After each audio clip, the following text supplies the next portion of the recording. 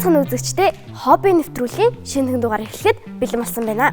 Өнөөдрийн зочноор дрифтийн хамгийн залуу тамирчин Бэлгүү ах маань хүрэлцэн ирсэн байна. Сайн байна уу? Сайн байна уу? Манай нэвтрүүлгийн урилгыг хүлээж авсанд маш их баярлалаа. Та нараас өрсөн баярлалаа. Өөрийгөө манай үзэгчдэд дэлгэрэнгүй танилцуулаад өгч болох уу? Сайн байна уу? Нөө Эрхэн баярын Бэлгүү гэдэг би 15 настай дрифтч байна.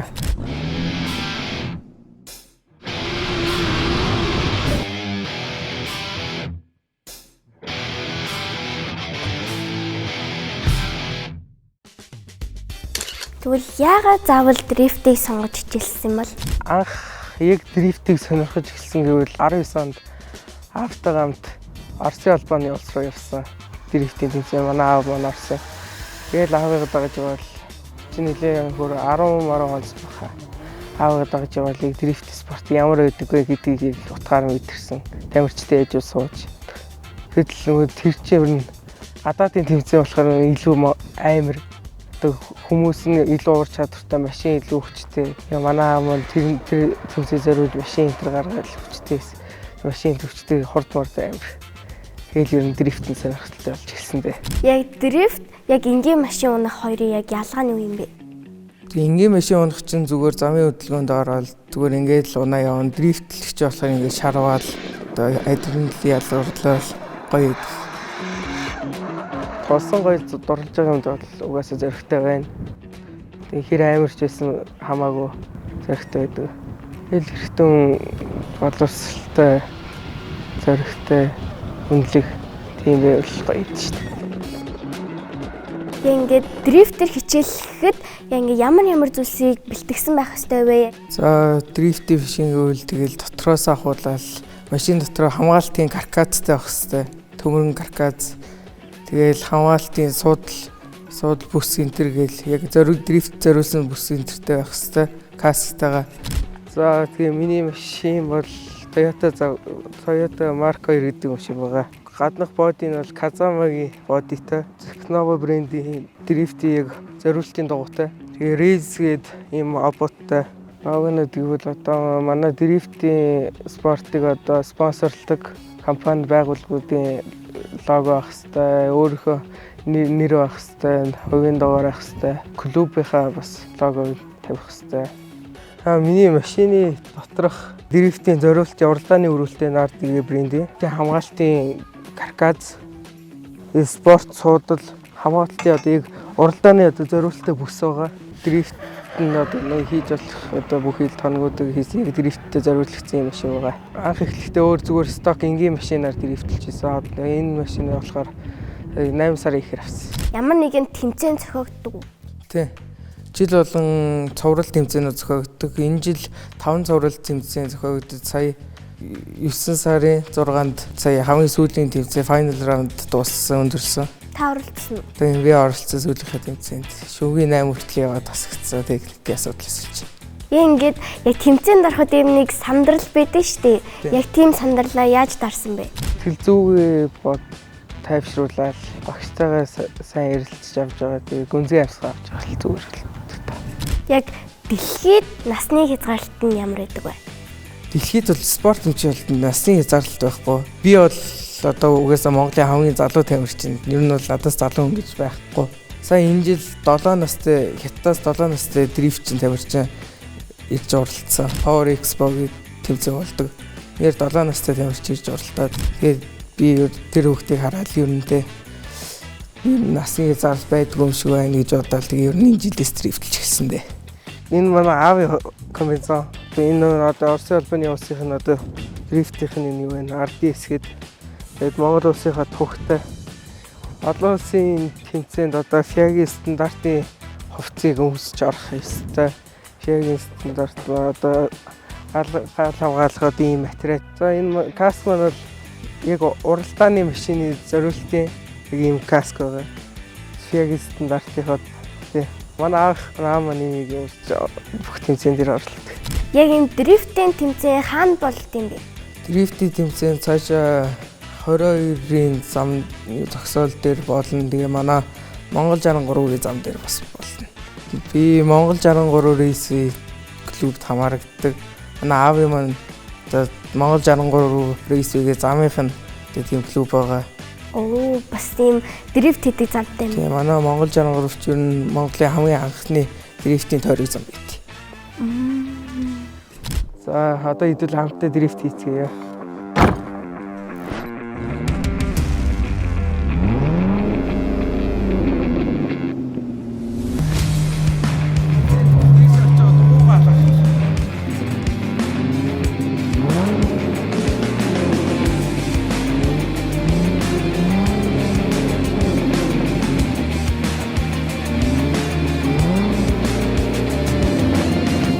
Яг дрифт хийхэд ямар мэдрэмж төрдөг вэ? Адреналин ялгадал ер нь гоё идэв шүү дээ. Яг сонирхолтой өндөө бол амар гоё идэг. Яг айдсан тэр жоох байгаа.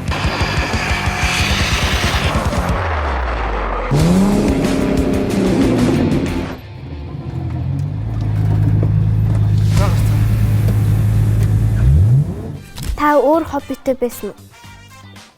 Би өөр нь бол нэг хобби юм байгаагүй. Ер нь аавыгаа дагаж яваад ер нь дрифтэд л ганцхан сонирхолтой байсан. Хэдэн наснаас хойш автаа хамт явсан бэ? Хамгийн анх чинь би 8 настайсэн байна. Хөдөө явж байгаа нэг шаран зам дээр манай аав маань үр дээрээ суулгаад машин барьж явуулдаг гэсэн. Гүл бод тэр үзүрхөө. Би ганц өрүүлийн жолоод аавынхаа үр дээр сууж. Тэгэл машин саргаад ер нь олж явахнаас машин л хобби талтай. Яг дрифт гэдэг үг яг ямар утгыг илэрхийлдэг юм бэ? Тэр ч одоо машинд дотроо зүгээр ингээ бариад байхгүй хөдөлгөөнтэй те ингээл шарвал тэгэл өөр иддэг. Дрифт гэдгийг би бодохдоо орон жолоодлого хийж боддог да. Одоо та ирээдүйд ямар тэмцээнд орох вэ? Эсвэл ийм ойр төлөвлөж байгаа юм ажил байгаа юу? Одоохондоо байхгүй энэ жилийн одоо нэг 5 зураг тэмцээнд дууссан. Дараа жилдээ ил тэмцээнд орох гэж бэлдэндээ. Манай нэвтрүүлгийн ивент тэтгэгч бидний дуртай Фабио таныг дайлж байна. За баярлалаа. За ингээд ирээдүйд ингээд дрифтер хичээлэхдээ яг өөрийнхөө машиныг яг ямараар төсөөлж байна вэ? Дрифтийн спортод гэх юм бол миний мөрөөдөл юм шиг Nissan Silvia S10 яг нөө дрифт зориулсан юм хоёр хаалгатай машин мэдэх. Харагдах нь гоё. Яг унтлагын машин гэх юм бол Lamborghini, Ferrari гэх зөндөө. Дрифтинг яг ингээд уралдаан тэмцээнүүд яг ямар дүрмээр явдаг вэ? Тэгээд сонирхогчтой англи, мэрэгжлийн англи гээд хоёр өөр тустай англи байгаа. Цаван зураг тэмцээн дээр ингээд ранк байдаг. Оноогоор ингээд тэргүүлж явдаг хүмүүс одоо ингээд ранк байдаг. Сонирхогчтой англи дээр болохоор ранкаар одоо 5 зураг тэмцээн ингээд яваад дуусчлаа шүү дээ. Ранкаар хамгийн өндөр байгаа эхний 10 тамирчин нэг дэш мэрэгжлийн англи руу авдаг хөө. Та өөрийнхөө хобби, хичээл хоёрыг яг яаж зохицуулдаг вэ? Зав зайтай үеэрээ л тэгэл очиж бэлтгэл хийдэг шүү дээ. Ер нь бол нэг асуудал байхгүй. Яг зуны дрифтийн тэмцээнүүд зуны авралтаар эхэлдэг байхгүй. Зуны авралт биш байсан ч гэсэн хагасаа бүтэнсэн өдрүүд, авралтын өдрүүдээр зохиогддог. Яг ямар зөвшөөрлөөр яг энэ спортоор хичээлж тэмцээн уралдаанд ордог вэ? Тамирчин өөрөө эцэг эхтэйгээ клубийнхаа тэргүүнтэйгээ очиж дрифтийн одоо холбооныхоо ерөнхийлөгчтэй уулзч гэрээ хэстэй байдаг. Зориултын зам дээр зориултын машин орно. Дотор хамгаалалттай бүгдэнтэй орно гэдгийг гэрээ энэ хийх хэстэй байдаг. Тэгээд энэ дрифтийн спорт угаас одоо олон улсад зөвшөөрөгдсөн юм спорт л таа. Дрифтийн спорт нь одоо ир зориг өгж байгаа. Хоббигдоо одоо хэр үнэчээ гэдгийг одоо жинхэнэ шалгаж байгаа даа.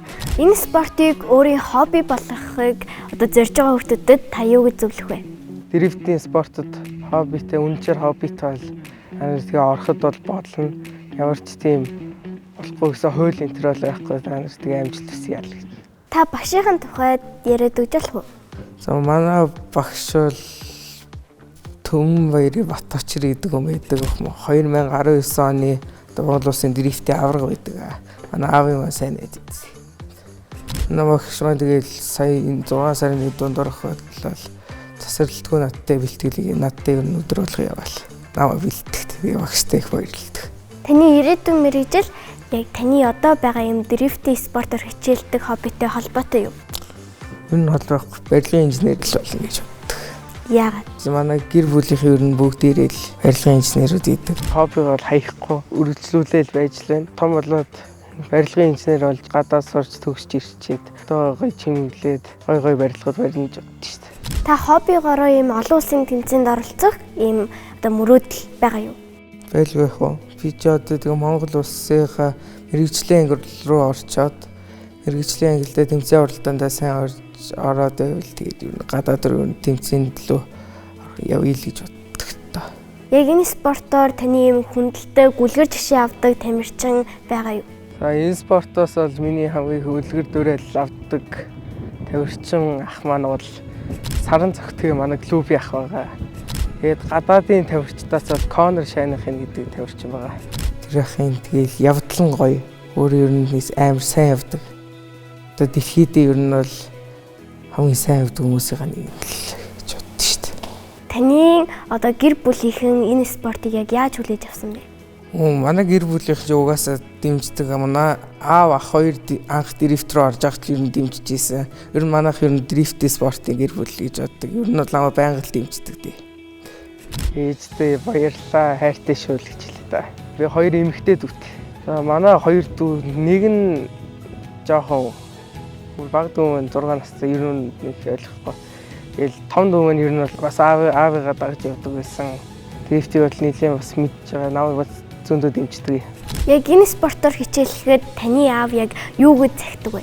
Манай аав ер нь тэгэл зөрөгтэй идэг л гэдэг. За наваа хажуудаа кабинд авч явахдаа тэгэл миний хүүдэг ер нь том болоо дрифт ч болохтой ер нь зөрөгтэй л явах хэрэгтэй л тоолог захидаг байсан та.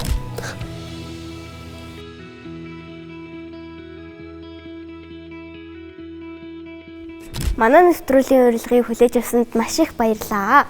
Хобби нэвтрүүлгийг энэ үрээд өндөрлөж байна. Өнөөдрийн дугаараар дрифтинг спортыг өөрийн хобби болгосон хамгийн залуу тамирчин Бэлгүй ах маань хүрэлцэн ирсэн байна. Манай нэвтрүүлгийн ивент итгэгч бидний дуртай Фабио танд өөрсдийн гарын бэлгийн өгсөн байна. За баярлалаа. За та бүхэнд намайг урьж оролцуулсан баярлалаа. Тэгээд манай Монгол 63 болон Монголын хамгийн анхны дрифтинг тойрог зонд ирж зураг авалт хийсэн баярлалаа. Дараагийн дугаар хүртэл түр баяртай.